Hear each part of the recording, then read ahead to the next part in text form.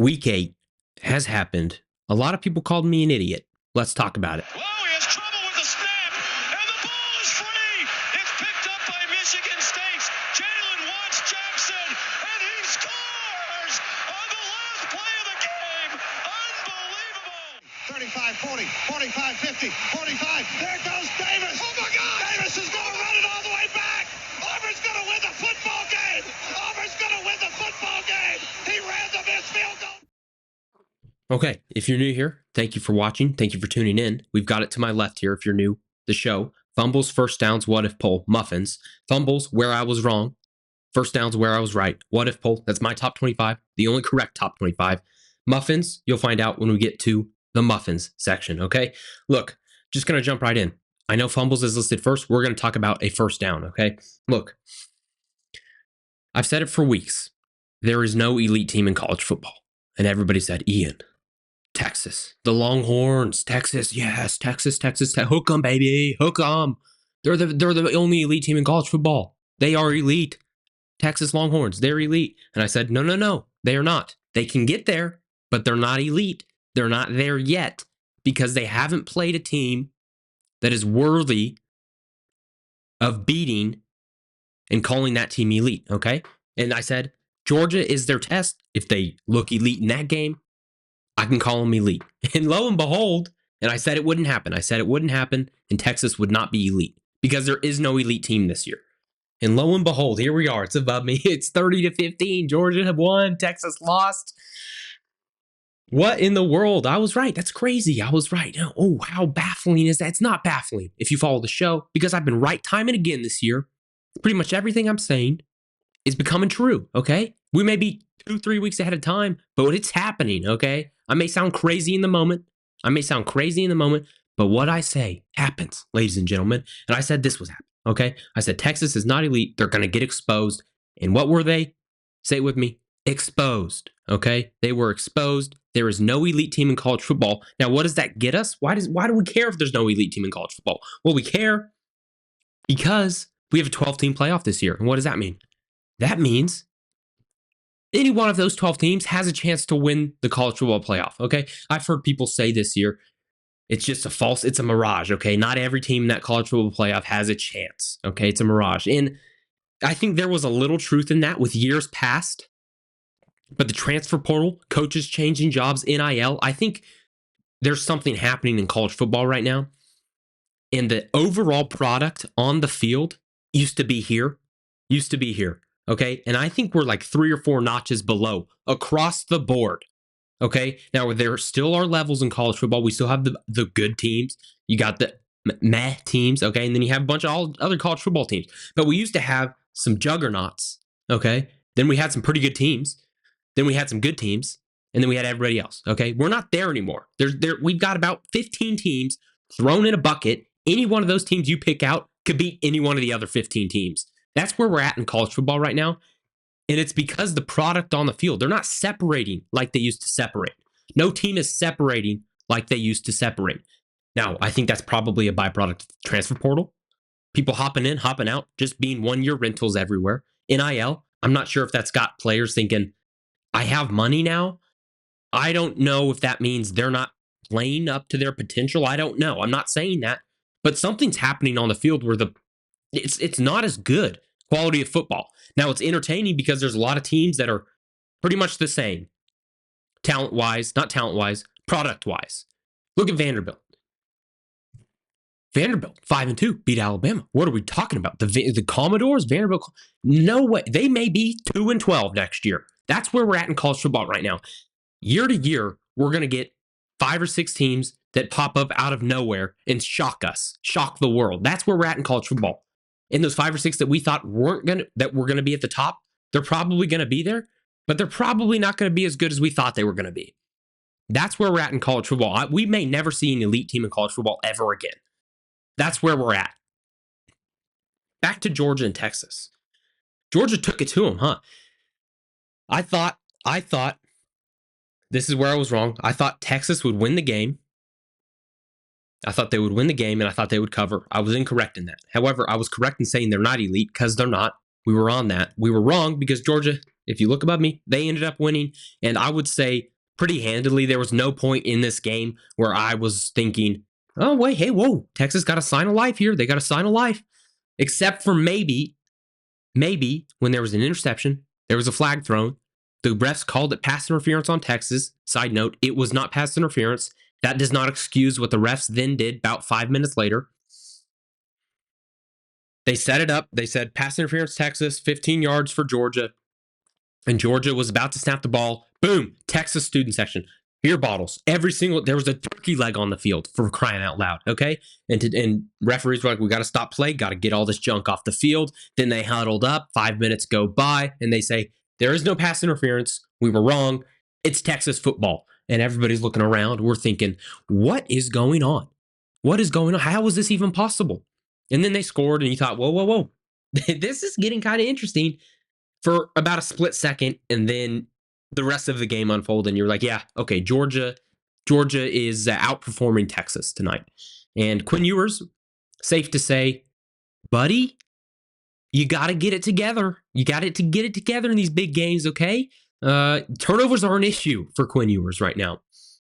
Oklahoma, luckily, they stink at football and are one of the most abysmal offenses known to man, probably the worst one ever of all time. Lucky they stink, because if they didn't, this exact same thing would have happened to Texas. The exact same thing. Because their offense turned the ball over, and Georgia took advantage. Now, is Georgia elite? By no means. By no means. Because Carson Beck gave the ball to Texas about 35 times last night. These were two teams that could very well be in the SEC championship game, for crying out loud. And these two teams are nowhere near the product on the field that we're used to seeing from specifically Georgia. That Georgia team last night, yeah, they fought, they clawed, they gave heart, they did what they needed to do. They went in there and beat the number one team in the country.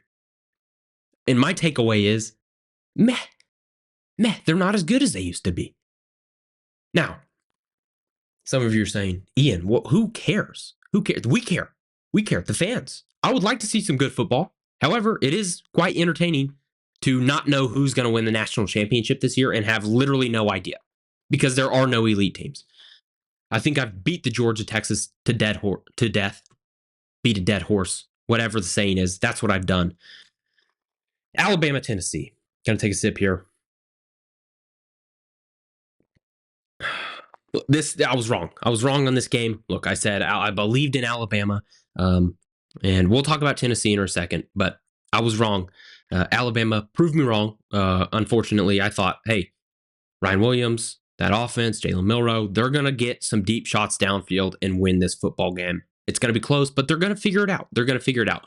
And next thing I know is there are no plays being made by either team's offense for the majority of this football game. And I'm thinking, why am I watching this? Why are my eyes are bleeding trying to watch these two teams move the football? That's how bad it was. This goes back to the point that I'm not sure what the quality of football is right now in college football. Who knows what the quality is? It's definitely decreasing week in, week out. But Alabama, I believed in you, and I will never do that again, because it was a mistake. Jalen Milroe, fraud. Kalen DeBoer, fraud. Ryan Williams, fraud. Actually, he played pretty good. Sorry, Ryan. I take that back. Fraudulent team, the Alabama's Crimson Tide. They fooled all of us. They beat, the team I was just talking about, Georgia Bulldogs? They beat them. They were up 28-0 against them. They almost lost it. Ever since halftime in that game, they have looked like one of the worst teams in the country. Look, I'm just saying it like it is. They have looked abysmal. I don't know why. I thought the world of Kalen DeBoer. I was touting him, his praises. I thought he was the best coach in the country. What a terrible statement from me. Look, I was just touting how I was right about Texas. I also tout how I'm wrong, okay? Kalen DeBoer has got to get it figured out. Maybe if he starts putting a suit on, looks more professional, I'm not sure if that will help him. It probably won't, because I think there's a lot bigger issues in Alabama than what Kalen DeBoer's wearing, okay? And it starts with your quarterback, Jalen Milroe, who's missing wide open dudes left and right. I saw many a play where there is a wide open receiver 5 yards down the field, not a Tennessee defender in sight, and Jalen Milroe decides to not throw it to that guy and throw it downfield, throw it away, throw it to the other team, run for 2 yards, run into the back of his offensive lineman. Something is going on in Alabama, and I legitimately think the sky is falling. I can't imagine being an Alabama fan right now. For a decade and a half, you are on top of the world. And 2.5 weeks ago, 3 weeks ago, we thought Alabama's done it again. They're never coming down from that mountain that they're on. They will never hit rock bottom. Now, I'm not saying they're at rock bottom, but you're at rock bottom if you're an Alabama fan. You're at rock bottom if you've lost 2 of the last 3 games. You should have lost to South Carolina. You basically lost to Georgia, even though you were winning the majority of that game. And we're here. Rock bottom for Alabama is probably up here. Rock bottom for a lot of teams is below that. But I would say they're at rock bottom if you're an Alabama fan right now. And my heart goes out to you as the fan of my team that is currently below rock bottom. It's sad. It's sad. Alabama's got to get it figured out because their schedule doesn't get any easier, ladies and gentlemen. They have to figure some things out. Tennessee, hey, congratulations, Tennessee. We saw some signs of life from Nico Iamaleava. Look, I doubted him. I said he wasn't ready. I still don't think he's ready, but he showed some things in that second half against Alabama where we thought, look, this game's going to end 3-2. 3-2 this game. Nobody's going to score any touchdowns in this game. And then Nico showed some signs of life, okay? He was throwing the ball downfield. Now, did he look phenomenal? Did the offense look phenomenal from Tennessee? No. But it was good enough because your defense is really, really good. Your defense is really, really good. And you can lean on that defense. You can protect Nico a little bit. This is the blueprint for Tennessee right now. Play really, really good defense. Take your opportunities, take your moments if you're the offense. Throw a nice deep shot down the field if you're Nico.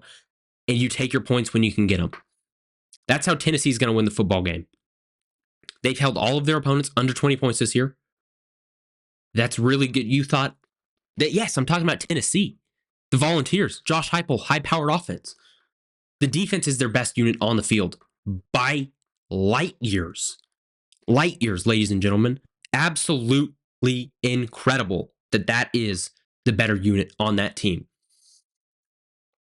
Credit to Tennessee. Look, I doubted him. I doubted Nico. I doubted Josh Heupel in this game. I was wrong.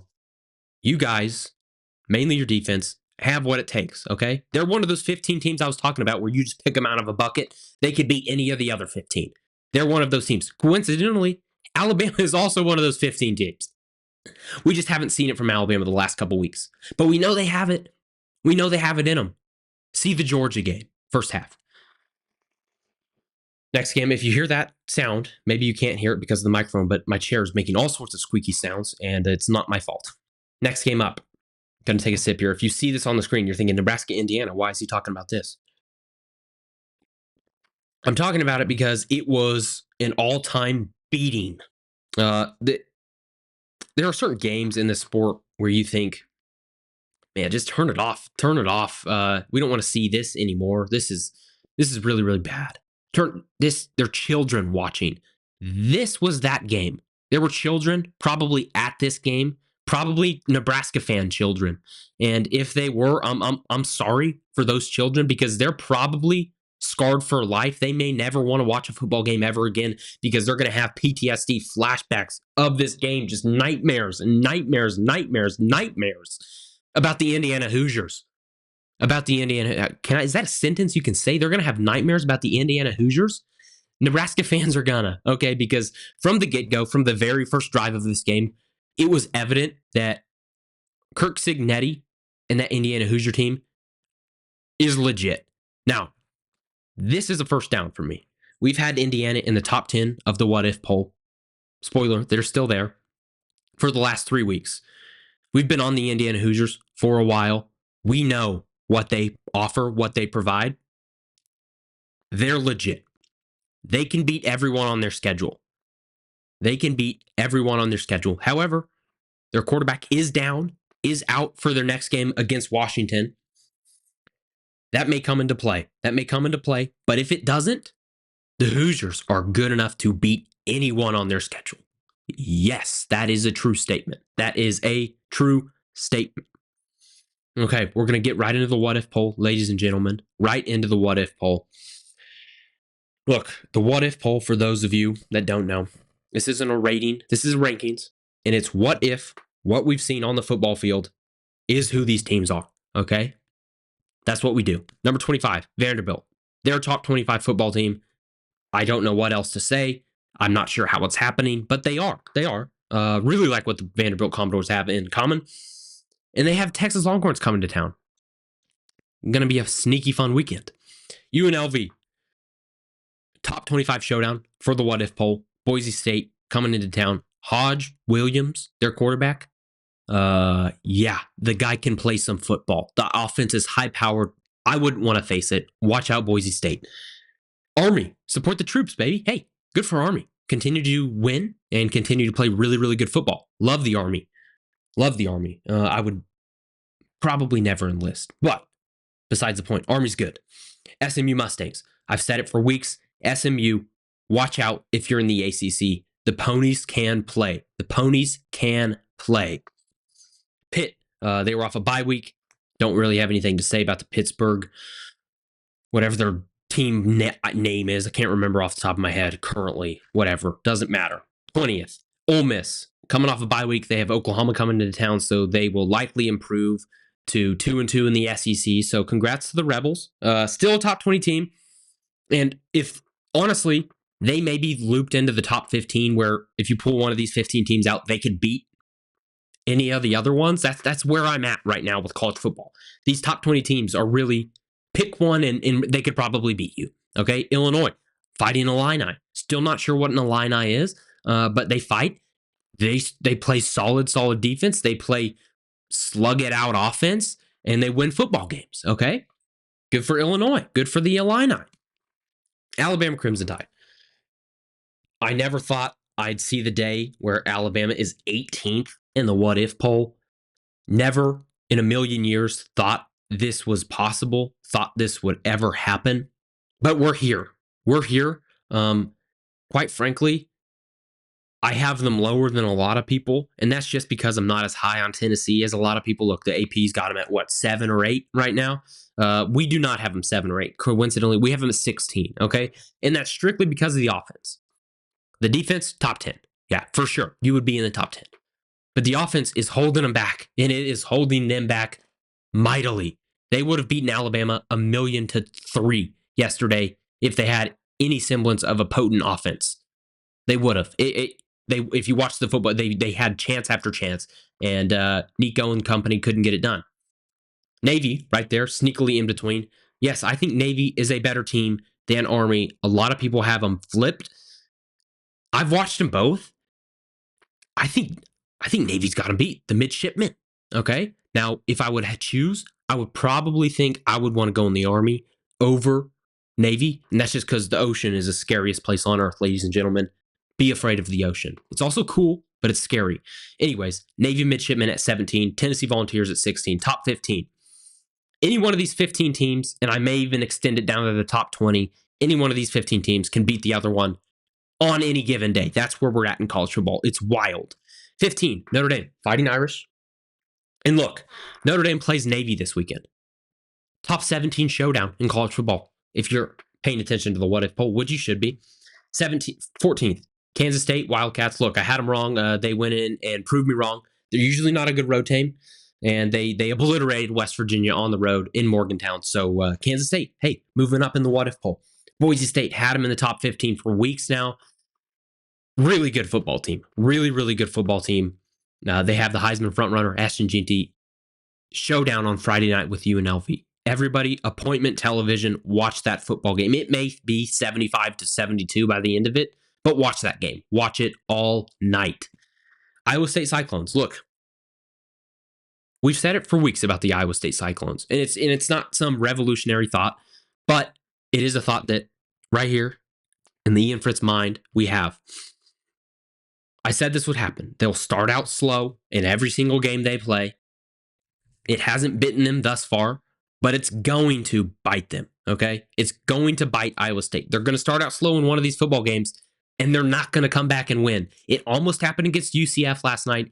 But luckily, Rocco Becht had some magic, some Iowa State Cyclone magic, and they won that football game. But it's going to happen. You're going to come to a point where you can't be down in every single game and expect to win them all. It's not going to happen. It's not going to happen. Right in front of them, the LSU Tigers. Look, I debated putting them in the top 10, but I keep coming back to the USC loss, okay?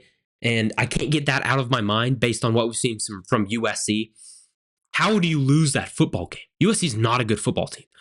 And look, I know that was a month and a half ago. I get it. I just can't erase it from my memory. And you guys shouldn't either. You shouldn't either, because that LSU team against that USC team is in there somewhere. It's in there somewhere. Watch out for it, because it could come bite you. It might bite you this weekend against Texas A&M. Speaking of Texas A&M and BYU, that's 9-10 in the what if poll. The Cougars have slipped a little bit. They almost lost to Oklahoma State, but they didn't. They had some magic over there in Provo, Utah. Side note, might be the prettiest setting in all of college football. I've never been, would want to go. If you could hook me up, hook me up. Aggies. Be careful, Texas A&M fans. Really, have you ever been here? If you're a Texas A&M fan, I'm not sure you have. No, you've never been in the top 10 in the what if poll, but you're here. You've arrived. Mike Elko has this team rolling, okay? And Mississippi State, actually not a bad football team.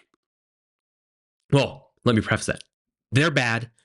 Their offense is actually kind of good with Michael Van Buren at the helm, okay? So, you didn't cover. Wrong for me. But look, I like the Aggies. I like what they're offering. The defense is legit. Running game is legit. They do what they need to do. Right in front of them, Miami Hurricanes. The defense is an issue. It reminds me of some OU teams, some Oklahoma football teams with the Heisman Trophy quarterbacks they had in the defense that just couldn't stop literally anything from happening. That's what Miami reminds me of right now. It's going to bite them, but the offense is good enough to keep them in every single game. They could score 75 points in every game, and they would win. So Miami defense needs to get figured out. Need to. Now, quick. Penn State and Nittany Lions. Look, I still am not that impressed. They're just kind of up here because everyone else has lost. That's why they're really up here. Right in front of them, Indiana Hoosiers. We've been on the Hoosiers. They're slowly inclining each week and every week, and they deserve it. They deserve it. The Hoosiers are legit. If I'm any coach, if I'm any team looking for a new head coach, Kurt Cignetti would be my first phone call. The guy, he said it himself. All I do is win. Look me up. What a cold stone. What a cutthroat quote right there. All I do is win. Look me up. That's the best. I mean, people probably interview him. Why would we hire you, Kurt Cignetti? And he's like, I'm a winner. I'm what every one of you wants. Okay, that's why you should hire me. I would hire him. I don't have a football team, but I would hire him. Number 5 in the what if poll. I'm just going to put the top 5 up there. Look, lo and behold, hey, Oregon Ducks, number 1 in the AP, number 1 in the what if poll. Who would have thought? I would have thought, because they were my preseason national championship pick, and they've ascended to number 1. Congrats on the Ducks. Georgia number 2, Ohio State number 3, Texas number 4, Clemson number 5. The only reason I really wanted to put Clemson above Texas, the only reason I didn't is because of how Clemson lost to Georgia and how Texas lost to Georgia. They were a little different. I preferred the way Texas lost to Georgia. However, Clemson could easily be in the top 4 right now. I think they're that good of a football team at this moment. But the Oregon Ducks, number 1 in the country. Congrats on the Ducks. Dan Lanning, year 3. This is incredible stuff if you're an Oregon Duck fan. Okay, next thing up, we have the Muffins. And look, normally I give out a certified stud muffin each week to a player, a coach, a team, a fan base that had an excellent performance in a big time football game, okay? Now, I looked at all the big time football games this weekend, and I thought, I'm not super impressed. I'm not super blown away by anything I've seen. We saw a lot of this coming in these big time football games, and nobody really excelled in their performance, okay? You could say maybe Nico. No, he didn't really have an exceptional football game, ladies and gentlemen. Maybe you could go Indiana, but we thought that was going to happen in the end of football game, okay? So I wasn't blown away, so nobody's getting a certified stud muffin this weekend. Maybe next weekend we will give the muffins away. Thank you guys for watching. If you wouldn't mind, subscribe down below, comment down below, and stay tuned for the preview show for Week 9 We had another winning week in the picks this week, and we continue to climb. We're hitting about 64% right now with the picks. Really, really good. Watch the preview show this week. Thank you guys for watching. I love you guys. Bye. Whoa, he has trouble with the snap, and the ball is free.